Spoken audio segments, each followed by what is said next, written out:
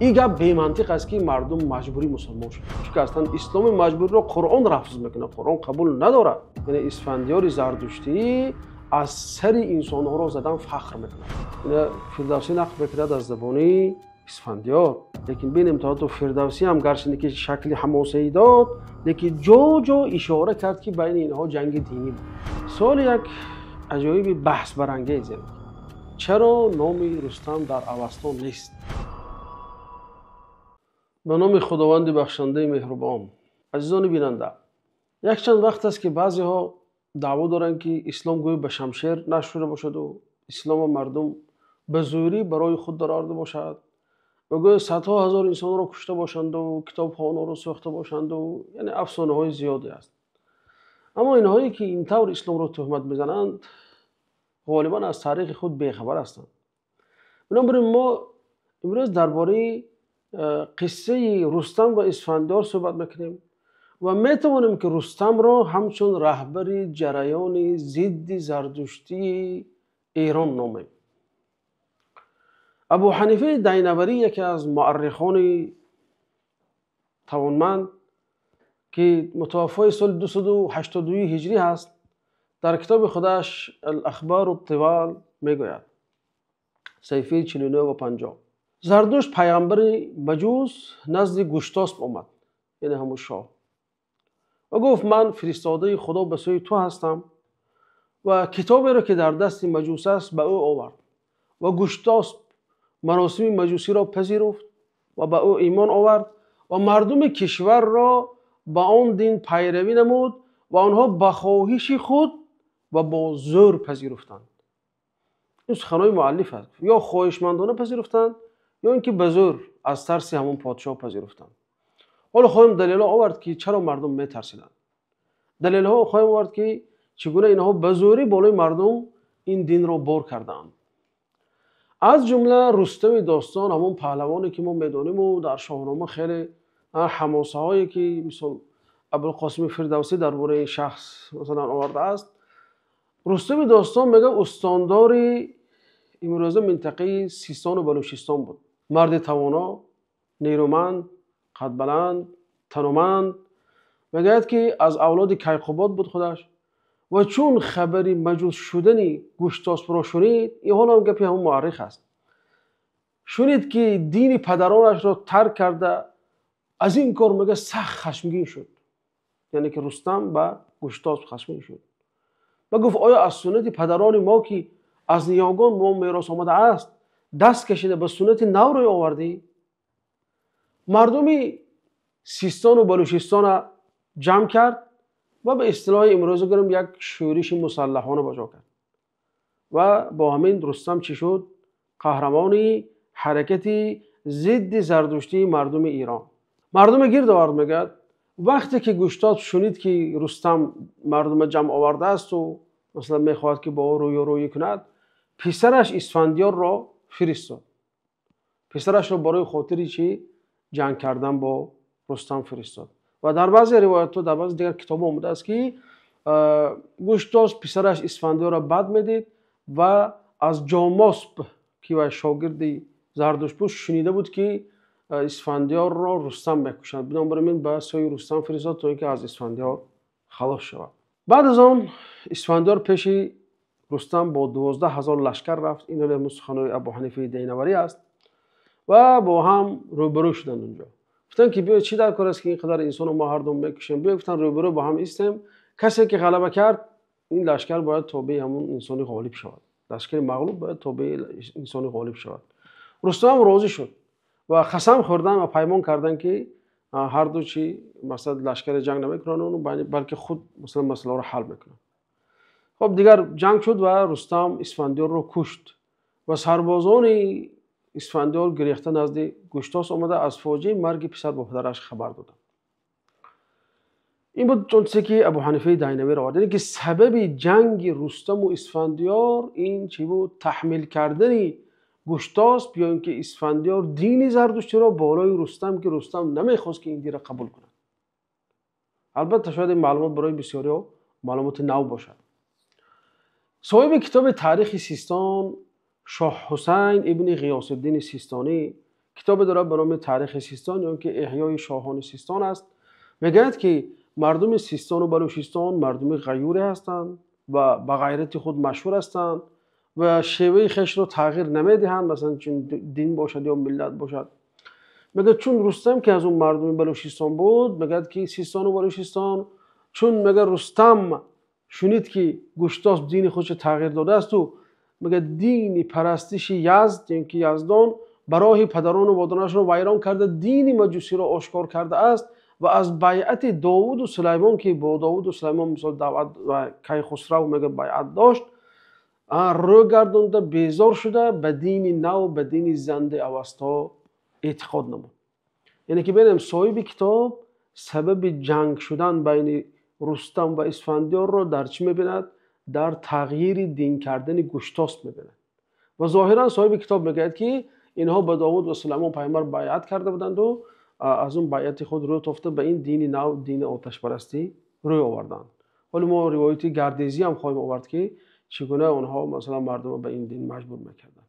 باز صاحب کتاب همین تاریخ سیستان دوام داده میگوید که اما راه دینی اهل سیستان که قبل از اسلام داشتن، قبل از اسلام میگه مردم بلوچستان میگه از شریعت آدم و نوح علیه السلام تا فرامرز ابن رستم پیروی میکردن، که تا همین زمان پسری رستمه.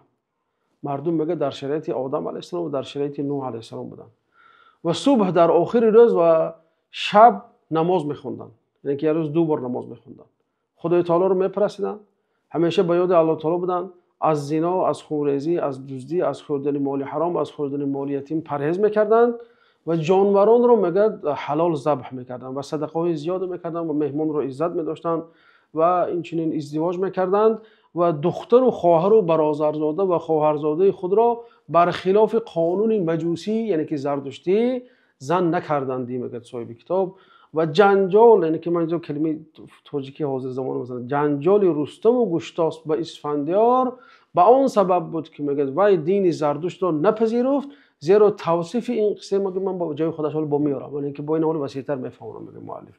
یعنی اینم خلاصه میکنه که جنگ بین همین دو طرف به سبب چی بود؟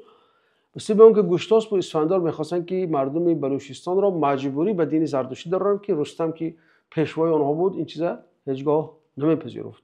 این بود فکر مورخ سیستانی در کتاب تاریخ سیستان خودش. و عباس قدیانی که اینم یکی از مورخ‌های معاصر ایرانی است، در کتاب فرهنگ جامع تاریخ ایران میگوید گشتاسپ از پادشاهی کیانی بود، یعنی که از اولاد کیانی ها بود. او در جنگ با ارجاسپ پادشاهی توران شکست خورد و فرار کرد، ولی پسرش اسفندیار به کمک او شتافت و دشمن را شکست داد. در زمان گشتاسپ زردشت ظهور کرد و گشتاسپ به دین او گروید، اما چون رستم این دین را نپذیرفت اسفندیار به جنگ او رفت ولی شکست خورد، یعنی که رستم اسفندیار را شکست داد. خب اینجا برادرها به همون کتابی که گفتیم گردیزی زین الاخبار مراجعت میکنیم که یک چند صحیفه درباره همین جنگی چی گپ میزند، رستم و اسفندیار گپ میزند و برای ما مهمش این است که اینجا هم فارسی دارم هم عربی داریم، شاید هر روش برای شما پیشکش میکنیم در اکران ببینید. میگه که گشتاسپ میگه زبان کرده بود که چون از ترکستان باز آیی به قضای حاجت تاج و تخت به تو دهم. یعنی گشتاسپ زبان داد، یعنی که لوز داد، وعده داد به پسرش اسفندیار که اگر تو از جنگ ترکستان که آمدی من توی شاه میکنم، با جای خودم دیگه خودم استعفا میدم. اسفندیار رفت ترکستان رو تارمار کرد، مردمش کشت، همینقدر خونریزی کرد که دیگر هیچ ناگفتنی از خیلی که حال فردوسی میگه در شعرش، در شاهنامه‌اش. بعد میگه وقتی که آمد میگه دیگر گشتاسپ نخواست حکومت برای پسرش سپرد، با بهانه آن که پسرش بود دورتر به یک میدان جنگ فرستاد، شاید مرده باشد، مرد در آنجا، چون که او جاماس براش پیشگویی کرده بود. برای من گفت که اسفندیار براش پدرش گفت که رستم از فرمان ما گردن کشیده است. یعنی از کدام فرمانش؟ از فرمان پذیرفتن دین همین زردشتی، یعنی دین همین گبرها. او را به طاعت آر، یعنی که به زوری او را چکن بعد اطاعت ما از نو درو و بسته پیش من آ. رستم گفت بند از دست و پاشو پیش من بیار، تا تاج و تخت به تو دهم. وعده داد که دیومبر من بت به تاج و تخت میتیم. یه بار بعد از جنگ توران خیانت عهدش شکست برای پسرش دیانبار اینجا فرستاد با امید اون که پسرش مورد و تختش برای پسرش نبخشد. اسفندیار نزدیک رستم آمد، میگه مؤلف کتاب، و چون رستم به خدمت پیش اومد، چون که رستم نماینده گشتاس بود اصلا تا اینکه دین خودش دیگر نکرد.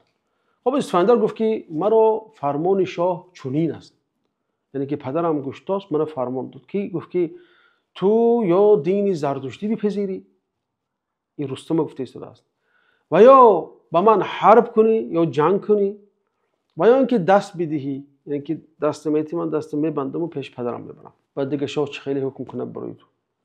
رستم گفت دین زردشتی نپذیرم، من نمیپذیرم این دینه. گفت چرا من باید از دین بابای خودم دست کشم که از روزگار کیومرث تا بدین غایت این دین داشتم. یعنی که کیومرث به اصطلاح او فارسای قدیمه یا اینکه ایرانای قدیمه، این همون گویا که حضرت آدم باشه. ما از همون اول گفت در همون دین هستیم و این دین من دیگه دست کشیده نیستم. خیلی که بالا هم گفته گذاشتیم که صاحب کتاب تاریخ سیستانی هم گفته بود که مردم سیستان و بلوچستان تا پیشر رستم فرامرز در دین آدم و نوح علیه السلام بودن و این هم تاکیدی همون چیز است که گردیزی هم چه تاکید میکنه. اکنون دین دیگر نگیرم، ما اکنون دین دیگر کنم. گفت همین قصال گفت باباهای ما در همین دین آدم علیه السلام بودن، اما دست به بند دادن هم واجب نکنه. گفت من دستمو نمیتونم، گفت من پهلوان هستم، گفت من حکم مال گفتم که حکومت پدرهای شما رو من گفت تثبیت کردم، دشمناشون رو سر زدم، حکومت اونها رو مستحکم کردم، چی برای شما باید گفت دست بسته پیش رو گفت برای پیش پدری تو. یعنی در صفحه 51 گردیزی با یک معلومات عجیبی میبره برای ما. یعنی ما مقصد چی گفتن؟ یعنی اونها اینقدر دعواها میکنن مثلا در شبکه‌های اجتماعی که مسلمان‌ها آدم کش بودن، مسلمان‌ها مجبور میکردن، مسلمان‌ها اسلام مجبوری بار کردن. یعنی شاید اونها که همین کتابای تاریخی خود ما بخبرن. گردیزی میگه که و اسفندیار بجد بی ایستادم در همین دین، میگه اندر کار زردشت بجد بی ایستاد و او را نصرت کرد هرچی تمامتر، هر کی نپذیرفت مکره اندر کردن. یعنی کی که دینش نپذیرد مکره، یعنی که مجبوری به دینش در آورد. حالا که قرآن ما چه میگه؟ لا اکراه فی الدین، در دین مجبوری نیست، مردم به مجبوری به این در آوردن ممکن نیست. او مردم مجبور دارد اما اسلامش قبول نیست اصلا، چون که شرط اساسی در اسلام این اخلاص است. اون چی میگه دانسته تلفظ کردن است، معناش درک کردن است. مکره در دین اسلام معنا ندارد، او حجش قبول نیست، اسلامش قبول نیست. بنابراین اصلا این گپ بی منطق است که مردم مجبوری مسلمان شدن، چون که اصلا اسلام مجبوری رو قرآن لفظ میکنه، قرآن قبول نداره. اما اینجا میگه که صاحب کتاب گردیزی میگه که کسی که میگه نپذیرفت مکره اندر کردن، یعنی که مجبور به دین هم زردشتی میدارد، و هر کی فرمان نبرد، یعنی که مکره هم مجبور شده، هم که قبول نکرد، زدن، کفتن، شکنجه کردن، قبول نکرد، او رو کشت. میگه یعنی که او رو بکشت و آتشخانه ها بنا افکنده که اسفندیار رو تعریف داد. خب و 35 سال زردشت اندر میان ایشان بود، یعنی که 35 سال زردشت بعد از اون دعوای پیغمبری کردنش همراه اون گشتاس با اسفندیار اون بود. در 77 سالگی میگه بعد مرد او رو کشت. خلاصه ببینید اینو مورخا میگن که زردشت‌ها به زوری کردن. این جنگی که با ترکستان یا که تهران، در تهران جنگ شد با ما ارجاس، همین زردشت جهاد اعلام کرد. زردشت اسفندیار رو فرستاد تا اینکه مردم اونجا رو کشد. زردشت وقتی که اسفندیار رو فرستاد، اسفندیار با یک وحشیانت تام گوش و چشمی کنده گرفت، یعنی ارجاس با تجاوز کرد، بالای خر نشوندن، دختراشو تجاوز کرد، نامعقولای زیادی کرد. ولی در اون شعراش هم میبره که چه زنها این دخترها رو کنیز گرفته بودن. ولی امروز این شوونیستا بسیار مسخره میکنن که مسلمان‌ها این خلن، مسلمان‌ها اون خلن، مسلمان‌ها کنیزک و مسلمان‌ها این کردند و فلان کردند در ایران و در تهران. لیکن وقتی که میبینیم تاریخ خودشون پر از همین شرمندگی‌ها هست.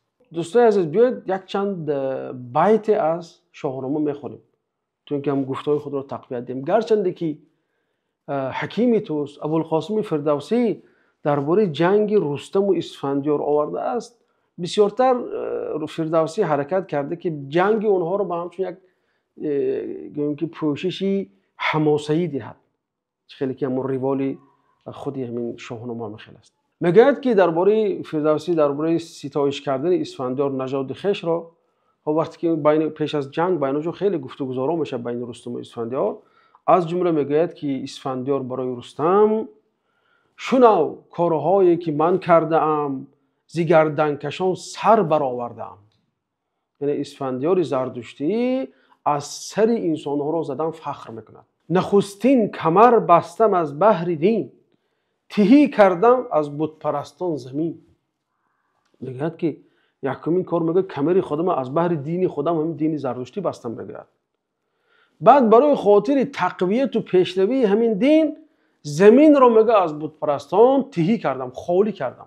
یعنی خالی کردن زمین چه خیلی بشود؟ یا انسان رو مجبوری هجرت میکند، دیگر جا گریخته میروند، یا که اونها رو سر بزند، یا که اونها مجبوری به همین دین خودش میدارند. اینا من نمیگم، فردوسی میگه از زبان همون کی کس از جنگجویان گیتی ندید که از کشتگان خاک شد ناپدید. اسفندیار همین آدم کشتن میگه که برای خاطر همین دین زردشتی رو پیش بردن، میگه که کشته ها همین خیلی بسیار شد که خاک دیده نمیشد از بسیاری کشتگان. و این روز زبانش رو دراز میاند و اسلام با مجبوری پنگ کردن و به این آدم کشی و به چی گرفتن متهم میکنن. در جای دیگه میگه که زیتم باز کردم سر ارجاس پرا، همون شاه توران میگه سرش گرفتم، فخر میکنه به این چیز. برافراختم نام گشتاس پرا.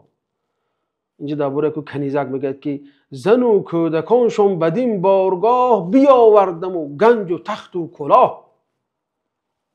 بینه غنیمتگیری به اصطلاح زن و کودک غلام کرده آوردن. و مردم توران که مردم همین منطقه امروزی همین تاجیکستان و ازبکستان و اونجا است. اونها رو گرفتن مجبور چی بردن؟ طرفی اونجوری که گوشتاس بود. اینا فردوسی نقل میکرد از زبانی اسفندیار. در جای دیگه میگه که چو اسفندیار که از بحر دین به مردی براهیخت شمشیر کین. میگه اسفندیار برآمد از بحر دینی خودش، از بحر دینی زردشتی خودش، از بحر دینی زردشتی بالی مردم بار کردن، چون شمشیر کین و انتقام خودش به دست گرفت و دیگر هر کی پیشش می اومد سرش میزد، هر کی قبول نمیکرد سر میزد. جهان کرد پاک از بدی بود پرست و بیداد هرگز نیازید دست. باز میگه غیر خودشون بود پرست میگفتند و همه رو سر میزدن. به همین مقدار اکتفا میکنم دوستان عزیز. یعنی که دیدم اینقدر این معلومات متواضعانه بود درباره همین اونچه که بین اسفندیار و رستم گذشت. لیکن ببینیم تا فردوسی هم گرچه که شکلی حماسه‌ای داد، لیکن جو اشاره کرد که بین اینها جنگ دینی بود. چون که رستم هیچ وقت دعوای تاج و ملک و تخت نکرده بود. رستم فقط گفت من در دین بابایی خودم میستم، اون دینی که از بابایم از آدم علیه السلام برای من اومد، گرچه که به نام کیومرث آورد، من در همون دین هستم، از اون دین روی گرداندن نیستم.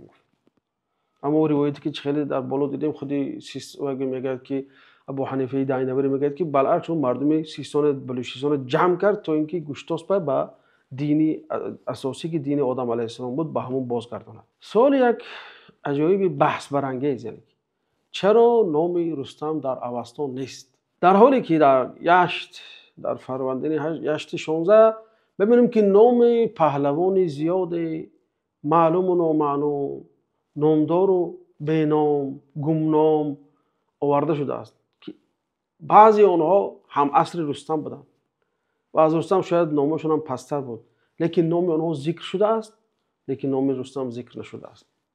گویا که مؤلف یشت میخواست که یا اینکه مؤلفان یشت، چون که شبهه است که این اوستا در طول عصرها نوشته شده است، کسی میمد اضافه میکرد بالاش. بنابراین این مؤلفان یشت میخواستن که نام رستم را از صحیفه تاریخ حذف کنند.